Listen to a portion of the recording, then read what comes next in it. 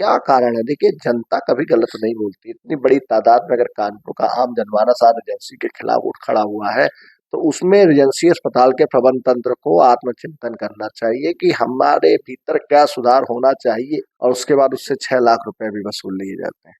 क्या कारण है? क्या वजह है? आप अभी एजेंसी के ऊपर आरोप लगाते हैं, लेकिन इसके बाद एक और चीज उठ के आके है, आप अगले दिन पारस हॉस्पिटल जाते हैं। वहां पर 2 एम्बुलेंस आपने उनको गिफ्ट कहते हैं, जो भी कह सकते हैं, आपने अनुदान में दी। प्रश्न ये उठता है, कुछ लोग ये कह रहे हैं कि एजेंसी को डिफेम करके आप कहीं ना कहीं पारस को सपोर्ट में आके खड़े हो रहे थे। प्रश्न बनता है, तो मैंने आपसे पूछा बिल्कुल, इस वजह से। एजेंसी कहीं ना कहीं कानपुर का सबसे बड़ा हॉस्पिटल माना जाता है। लोगों को बड़ा विश्वास भी रहा है। तो जो बड़ा होता है, जिस पर जब बड़ा विश्वास जनता आम जनमानस का होता है, उसकी उतनी बड़ी जिम्मेदारी भी होती है।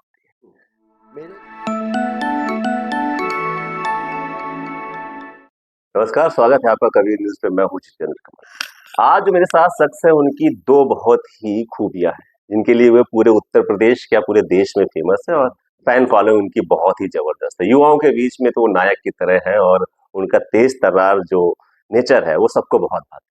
दो खूबियों की बात करी थी मैंने। पहली खूबी तो ये है कि उत्तर प्रदेश के सबसे स्मार्ट, हैंडसम युवा विधायक है, और दूसरी बेबाक अपनी जुबान के लिए जाते जाते हैं। वाणी उनकी बिल्कुल बेबाक है, किसी से नहीं झुकते हैं, और खासकर तब जब अपनी ही सरकार के प्रशासनिक अधिकारियों के लिए भी बात हो, तो वहां पर भी अपनी जुबान पे वो ताला नहीं डालते हैं, अपनी बात को रखते हैं।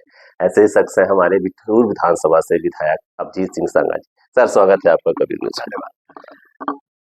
अभी वर्तमान की गतिविधि में पीछे नहीं जाता हूँ, आप बहुत बेबाक रहे हैं। आपने अपनी सरकार के अधिकारियों और पुलिस के अधिकारियों पर भी बहुत सी आवाजें उठाई, उनके विरोध में उठाई, जनता के लिए उठाई, क्योंकि आप जनप्रतिनिधि हैं, इसलिए आपने उठाई। अभी की जो देख रहे हैं कि आप लगातार कानपुर के एक नामचीन हॉस्पिटल एजेंसी को लेके काफी मुखर है। आप फेसबुक में लिखते हैं, आपके ही पक्ष में, आप नाम नहीं डालते हैं लेकिन नाम लिख के आता है, फिर आप उस नाम को रिवील करते हैं, और इसके बाद फिर आप मुख्यमंत्री जी से मिलते हैं। पहला क्वेश्चन यही बनता है कि अभी ये क्या पावर प्ले वाली ही बैटिंग चल रही है? क्योंकि आप क्रिकेटर बहुत धांसू हैं, बहुत बढ़िया क्रिकेट खेलते हैं, मैंने तो आपको देखा है। क्रिकेट खेलने में माहिर है, तो बैटिंग आप कर रहे हैं, बहुत तगड़ी बैटिंग एजेंसी के खिलाफ कर रहे हैं। तो अभी पावर प्ले वाली बैटिंग है, या वो लास्ट वाली ओवर की बैटिंग शुरू हो गई है? देखिए, मेरे इस कदम के पीछे मंशा मैं स्पष्ट कर देना चाहता हूँ, केवल एक रेजेंसी हॉस्पिटल नहीं है। रेजेंसी कहीं ना कहीं कानपुर का सबसे बड़ा हॉस्पिटल माना जाता है। लोगों को बड़ा विश्वास भी रहा है। तो जो बड़ा होता है, जिस पर जब बड़ा विश्वास जनता आम जनमानस का होता है, उसकी उतनी बड़ी जिम्मेदारी भी होती है। मेरे इस अभियान के पीछे ये हमारा संकल्प स्वस्थ कानपुर। मैं रेजेंसी अस्पताल के प्रबंध तंत्र को बार बार कहना चाहता हूं कि आपके सामने एक बहुत बड़ी चुनौती है। क्या कारण है कि पूरा कानपुर आज आपके खिलाफ खड़ा है? क्या कारण है कि 99% लोग भ्रष्टाचार में और आपकी कार्यप्रणाली के खिलाफ आपको खड़ा पाते हैं, आपका नाम लेते हैं, आपको नंबर 1 के उस पायदान पर रखते हैं जिस पे आपको नहीं होना चाहिए। तो मेरा यही कहना है, देखिए, कमियां बहुत है, उन पर आत्मचिंतन करें। शासन प्रशासन से मैं कहना चाहता हूँ, केंद्र सरकार की स्वास्थ्य मंत्रालय की जो भी नियम कायदे कानून है, उनका पालन एजेंसी अस्पताल में होना चाहिए। प्रदेश सरकार के जो नियम कायदे कानून है, उनका रेजेंसी अस्पताल के साथ साथ पूरे कानपुर के सरकारी और प्राइवेट निजी अस्पताल में होना चाहिए। स्वास्थ्य से कोई खिलवाड़ हम लोग बर्दाश्त नहीं करेंगे।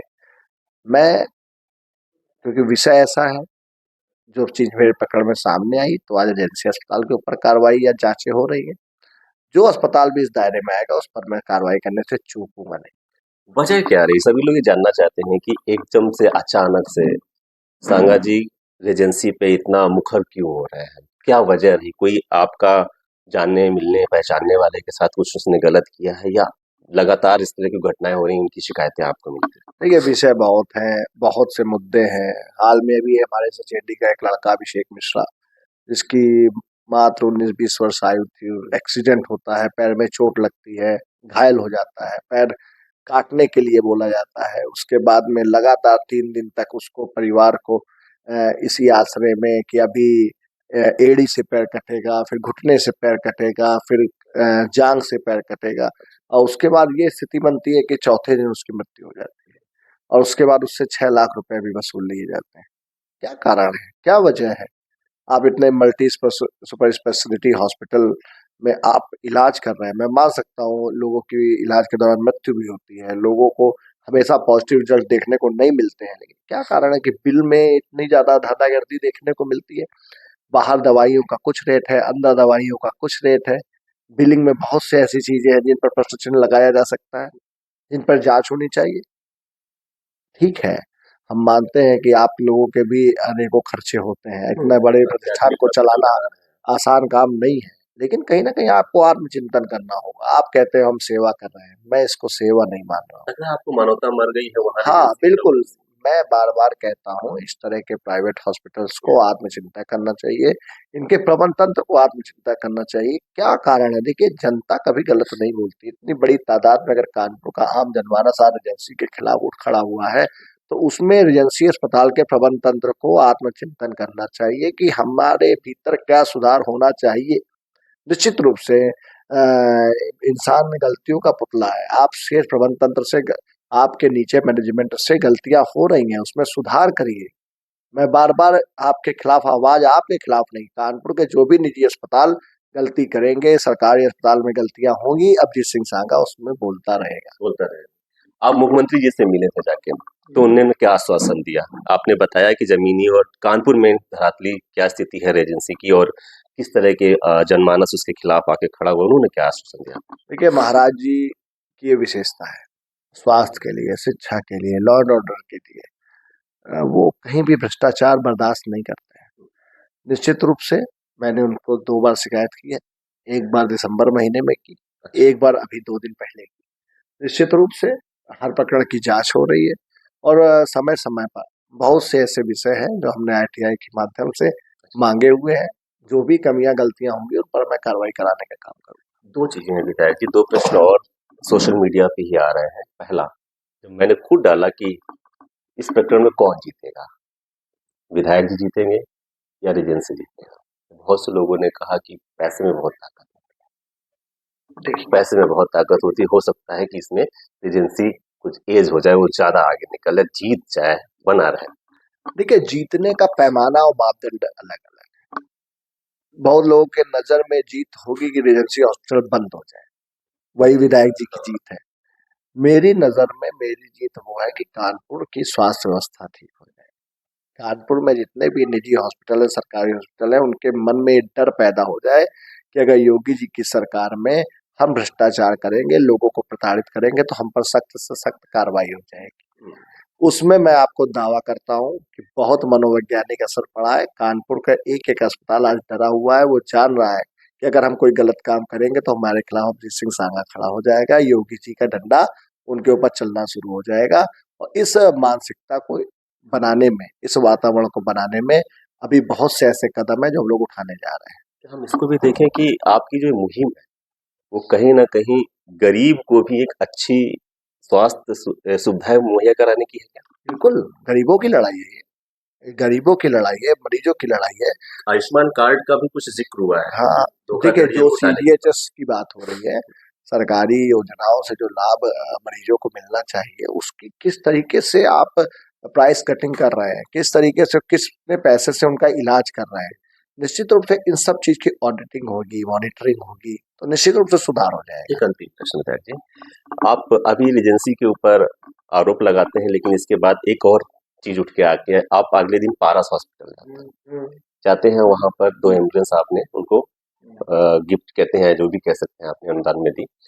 प्रश्न ये उठता है, कुछ लोग ये कह रहे हैं कि रेजेंसी को डिफेम करके आप कहीं ना कहीं पारस को सपोर्ट में आके खड़े हो रहे थे। प्रश्न बनता है, तो मैंने आपसे पूछा इस वजह से। आपका प्रश्न सही है। ये जो एम्बुलेंस दी है, एक दीपक कोठारी उद्यमी है, उन्होंने 2 एम्बुलेंस पारस हॉस्पिटल को दान में दी है। उनके बेटे की उसी दिन मृत्यु हुई थी, तो उस दिन को वो लोग कहीं ना कहीं कोई परोपकार रक्तदान करके एम्बुलेंस, जैसा आपकी बार उन्होंने एम्बुलेंस दी है, अभी वो हमारे बिठूर में शमशान घाट का निर्माण करने जा रहे हैं। तो मेरी विधानसभा में कोई भी प्रतिष्ठान है, अगर वो मुझे मुखर्जी के रूप में बुला रहे हैं, अगर दीपक कोठारी जी, तो मुझे जाना मेरा वाजिब बनता है। उसके अलावा मैं बार-बार कहता हूँ, कोई भी निजी हॉस्पिटल हो, चाहे पारस हॉस्पिटल हो, चाहे मधुराज हॉस्पिटल हो, चाहे फॉर्च्यून हॉस्पिटल हो, चाहे कानपुर का कोई भी निजी प्रतिष्ठान हो, निजी हॉस्पिटल हो, मैं सावधान करना चाहता हूँ कि अगर कोई भी ऐसी गलती करेंगे, विधानसभा किसी की भी हो, अगर एक किसी आरोप की यदि लगता है भी, आपको। देखिए मैं कोई लेखपाल और तहसीलदार नहीं हूँ कि जिसकी सीमाएं बंधी हों। मरीज कभी विधानसभा के अनुरूप इलाज कराने नहीं जाता है। कानपुर का मरीज लखनऊ पीजीआई भी जाता है, कानपुर का मरीज एम्स भी जाता है। और अगर कहीं पर भी ऐसी शिकायतें सुनने को देखने को मिल रही है, तो मैं उत्तर प्रदेश विधानसभा का सदस्य हूँ, मैं कहीं पर भी आवाज इसकी उठा सकता हूँ। और रही बात, मैं बार बार कहता हूँ, मैं इन हॉस्पिटल्स से कहना चाहता हूँ, आप अपने जो मानक है, अपने जो नियम है, उत्तर प्रदेश सरकार के स्वास्थ्य मंत्रालय के जो नियम कायदे कानून है, केंद्र सरकार के जो नियम कायदे कानून है, उनका पालन करते हुए मरीजों का इलाज करिए। अगर आप कोई सरकारी फंड ले रहे हैं, सीजीएचएस ले रहे हैं, उसका आप सही अनुपात में मरीजों का आप इलाज करिए। कहीं अगर भ्रष्टाचार दिखेगा, तो अब जिस सिंह सांगा इसमें कोताही नहीं वहाँ बरतेगा। खड़े मैं किसी अस्पताल की चाय भी पीना पसंद नहीं करता। बिल्कुल। तो बहुत ही बेबाकी से विधायक जी ने हमसे अपनी बात को रखा है और साफ आगाह किया है कानपुर के प्राइवेट अस्पतालों को मानने के अनुरूप हो जाए, क्योंकि विधायक जी आपके यहाँ की चाय तक नहीं पियेंगे आके, और जहां पर भी अनियमितता होगी वहां पर आप सबसे पहले विधायक जी को खड़ा हो पाएंगे। विधायक जी हमसे बात करने के लिए बहुत बहुत शुक्रिया, अपना समय देने के लिए बहुत बहुत शुक्रिया। शुक्रिया।